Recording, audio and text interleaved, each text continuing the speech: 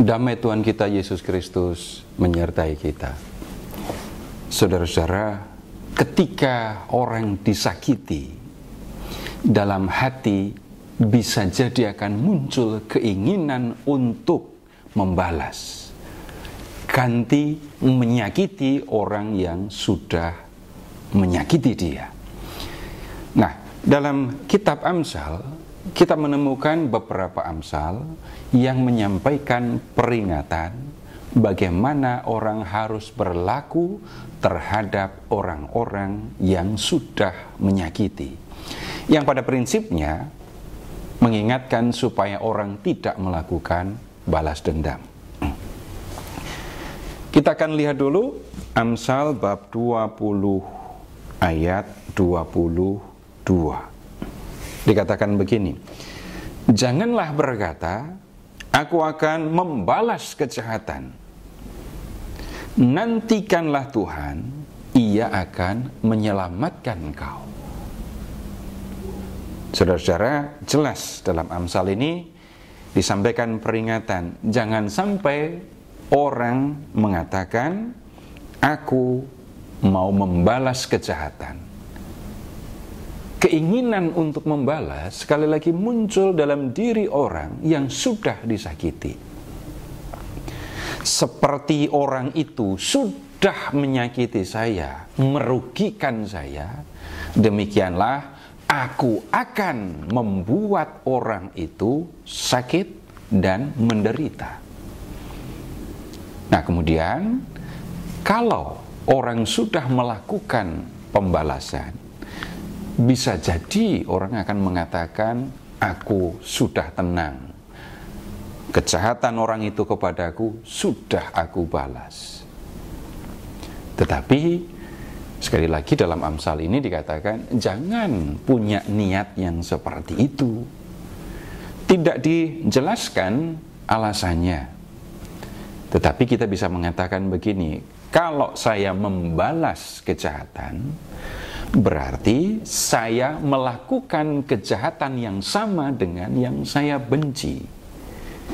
Saya tidak senang orang merugikan saya tidak senang orang menyakiti saya.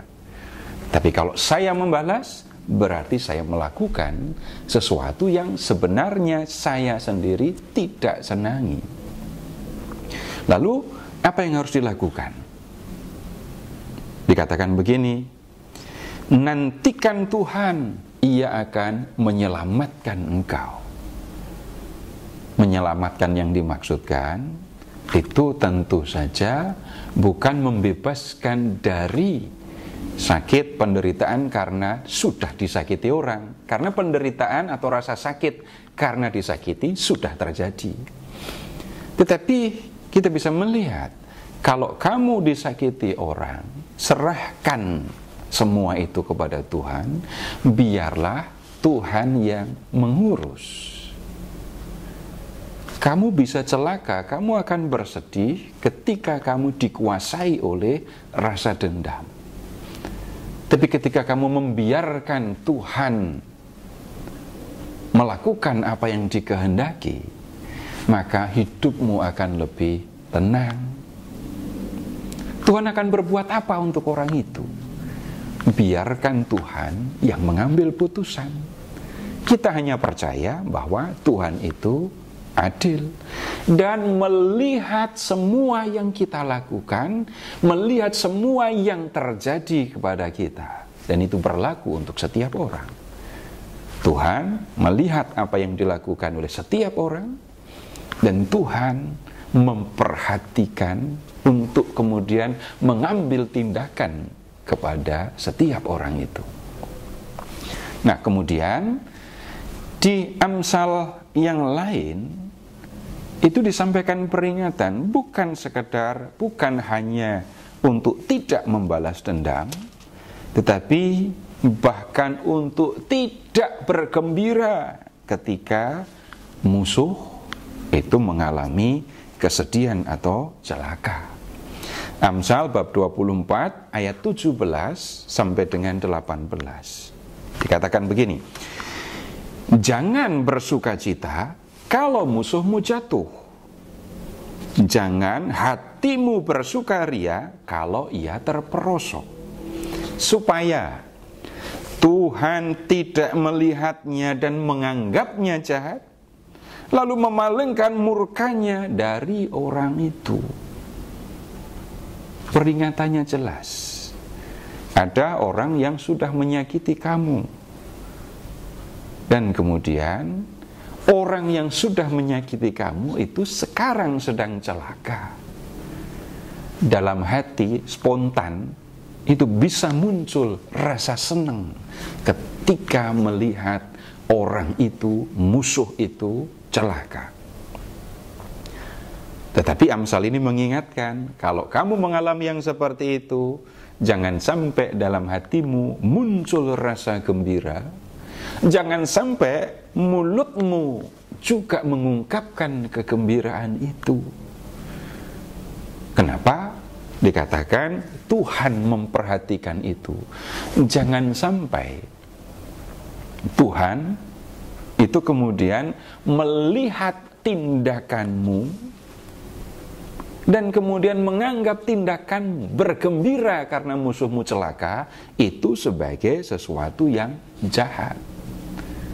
Kalau Tuhan melihat apa yang kamu lakukan itu sebagai sesuatu yang jahat, maka Tuhan pun bisa mengambil tindakan terhadap kamu.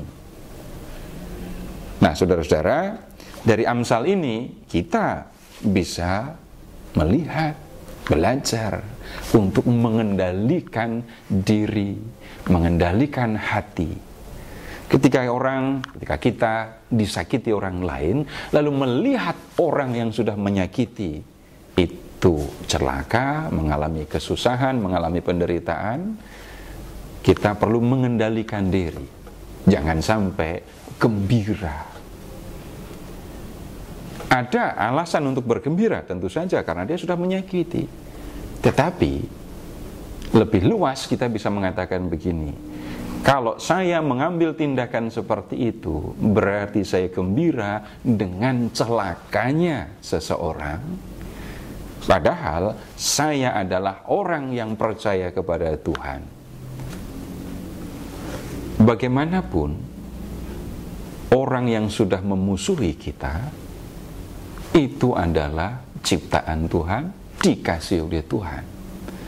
Kalau saya bergembira atas kecelakaannya, itu artinya saya bergembira atas celakanya seorang yang dikasihi Tuhan. Biarkan Tuhan yang mengurus semuanya. Biarkan Tuhan menunjukkan keadilannya, karena kita percayakan hal itu. Nah, kemudian apa yang harus dilakukan terhadap orang yang sudah memusuhi? Ini disampaikan di Amsal 25 ayat 21. Dikatakan begini, jika seterumu lapar, berilah dia makan. Dan jikalau ia dahaga, berilah dia minum air. Nasihatnya sederhana untuk dipahami. Kalau orang yang sudah memusuhi kamu, yang membuat kamu menderita, itu mengalami rasa lapar, nggak punya makanan, kasih dia makan. Kalau dia kehausan, beri dia minum. Nah, dalam Amsal ini sebenarnya disampaikan nasihat untuk tidak melakukan yang jahat kepada orang yang sudah berbuat jahat, tapi sebaliknya, tetap melakukan yang baik sekalipun orang itu sudah berbuat jahat kepada saya. Dengan cara seperti ini, kita melakukan apa yang dikehendaki oleh Tuhan. Kalau memang saya percaya kepada Tuhan, selayaknya saya mengikuti apa yang dikehendaki oleh Tuhan. Ini bukan soal yang bisa dikatakan sederhana untuk dikerjakan.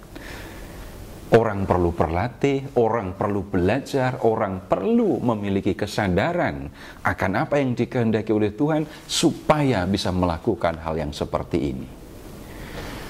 Semoga firman yang kita dengarkan dapat menolong kita untuk hidup benar di hadapan Allah.